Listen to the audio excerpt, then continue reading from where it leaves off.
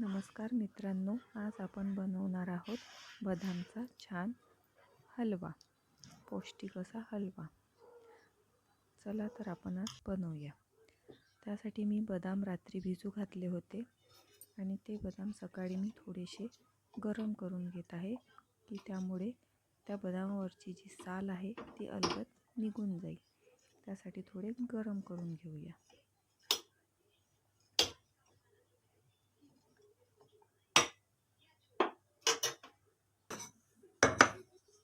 मी बदामची साल काढून घेतलेली आहे आणि आता आपण ते बघू शकता, साल पूर्ण निघाली आहे त्याची।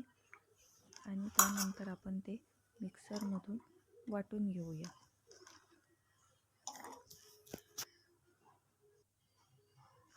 वाटण्याआधी त्यामध्ये थोडंसं दूध टाकायचं, जेणेकरून ते छान वाटलं जाणार।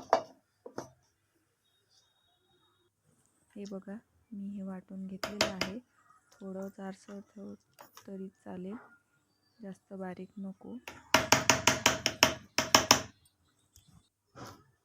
हे मी वाटून घेतलेलं आहे। आता आपण याच्यासाठी लागणारं साहित्य बघू। त्यासाठी आपल्याला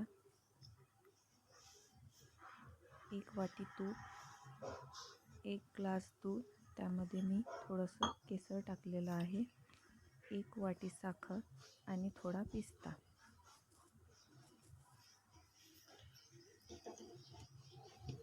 आपण कढई आधी गरम करून घेऊया। त्यामध्ये 1 वाटी तूप टाकलेलं आहे।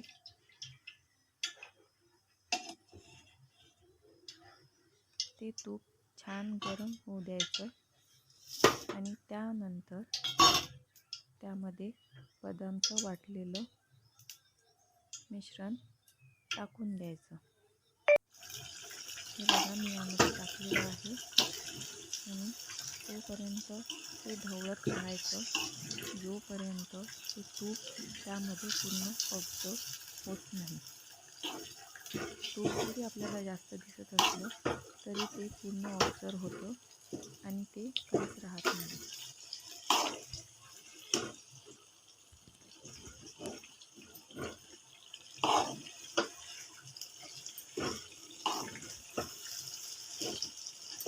बघा, थोडं थोडं तूप ऑब्झर्व होत आहे। हे बघा, झालेलं आहे। आणि आता यामध्ये आपण 1 ग्लास दूध टाकूया।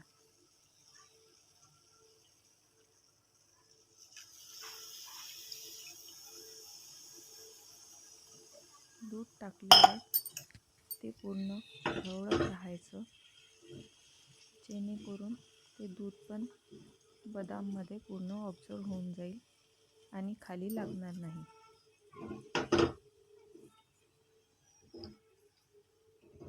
त्यामुळे याला छान चव येणार आहे आणि केसर टाकल्यामुळे त्यात कलर पण येणार आहे।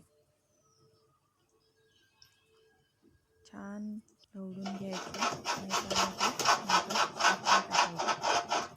साखर पूर्ण त्यामध्ये विरघळून घ्यायची आणि हे जी कढई आहे छोटी झाली होती, म्हणून मी आता एक मोठा पातेलं घेतलं आहे आणि त्यामध्ये साखर पूर्ण विरघळलेली आहे।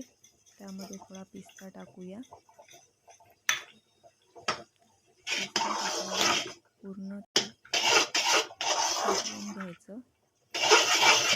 आणि यावर एक 5 मिनिट झाकून ठेवून द्यायचं।